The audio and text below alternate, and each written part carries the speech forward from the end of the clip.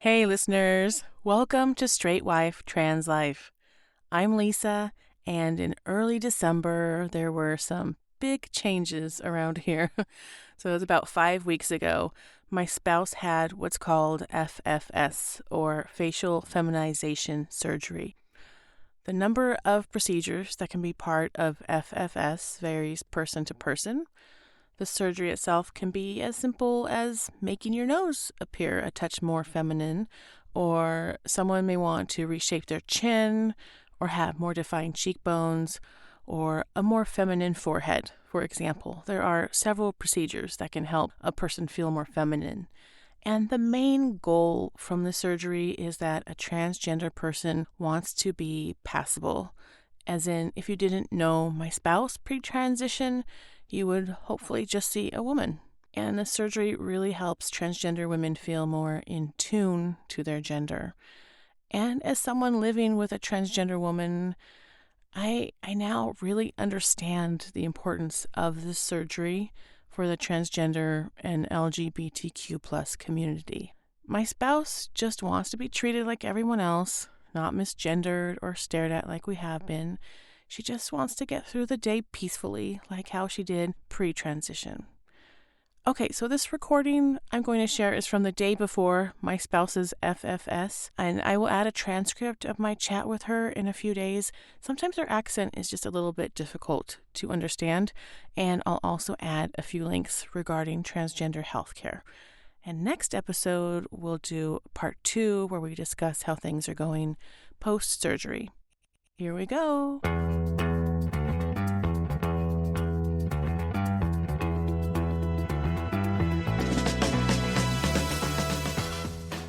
I am welcoming back my spouse again. Hello, spouse. Hello.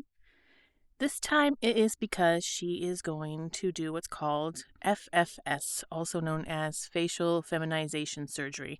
So I've got some questions for you.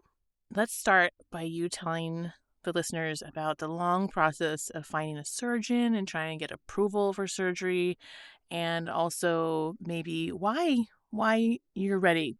Yes, so as a transgender woman that has been in transition for about 18 months, I've been doing hormone replacement therapy, which is replacing the male hormones that my body normally produces with an external source of female hormones, and that causes my body to go through a second puberty, which changes the external characteristics of my body, like fat distribution, breasts, and things like that. And that is great. I can see my body has changed a lot, but it only goes so far. There are some characteristics that develop on the first puberty that there is no rolling back, and they are quite prominent and give me away as a transgender woman. That is the structure of the face, which comes from the way the bones grew due to the influence of testosterone. And some of those characteristics are like a ridge on the eyebrows.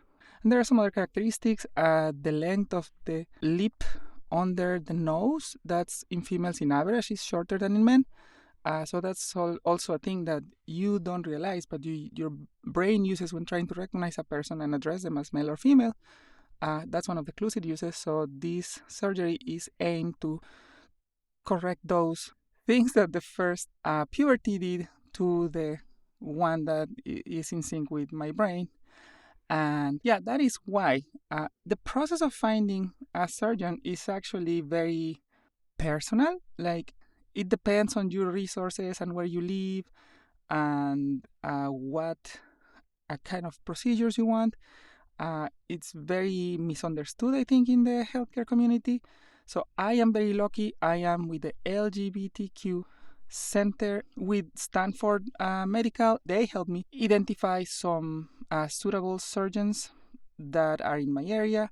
I went back, did a lot of research online, tried to figure out if there were people commenting about the results and how they felt and how they were treated. I went then on with the surgeons, contact them, made sure they take my insurance because this is a very expensive plastic surgery. And eventually I came up with the doctors that are doing my surgery tomorrow. And we had an initial conversation, and the doctor was very accessible, understanding, very easy to talk to, and he explained very well all the procedures. So ended up as selecting the doctor I chose. Yes, and I sat in on that initial meeting, and I feel like you are in the best hands. A lot of these surgeons really care about making sure that the transgender patient feels exactly how they should. They want to be passable and they want to be feminine, and that is their goal. Let's talk about how you're feeling. Do you have any concerns as you head to surgery? Well, I've thought about this for a very, very long time. When I was a teenager, I saw my body change and I would see women on the street and I would think like, oh, maybe I can dress up like them and maybe I could like blend in. But I kind of felt like, but I'm never actually going to seamlessly just live my life as a woman. And I didn't think much of that thought until much later. But now I see that if I want to blend in completely, this is probably most likely what I need to do. I am concerned because I've never had surgery. And yeah, it's kind of long, but I'm really excited. Like with everything, you read what could go wrong. And like if we do that, we would never do anything.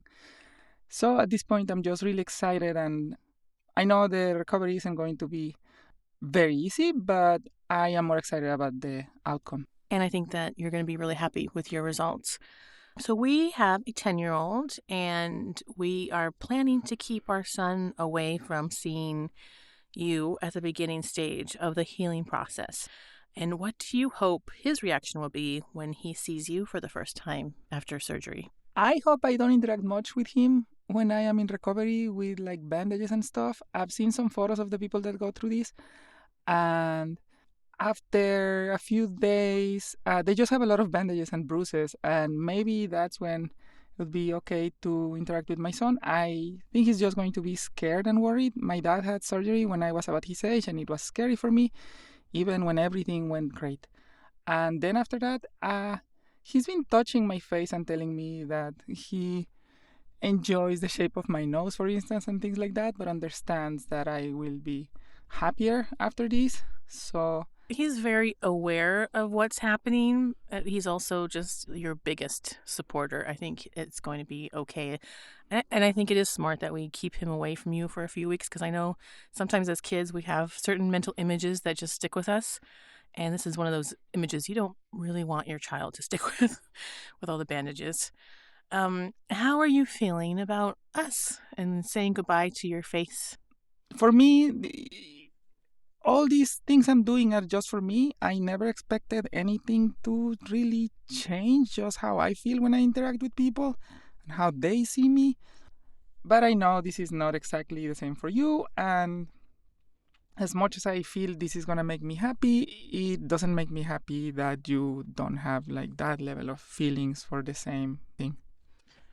Well, I'm very happy for you because I know that this is what you really want. And I think that it's just like I feel like each stage through your transition is just a process on my end. Like it's just an adjustment. It doesn't mean that I'm not supportive if I have sort of a rough day or two. It just means that, okay, here's the next step.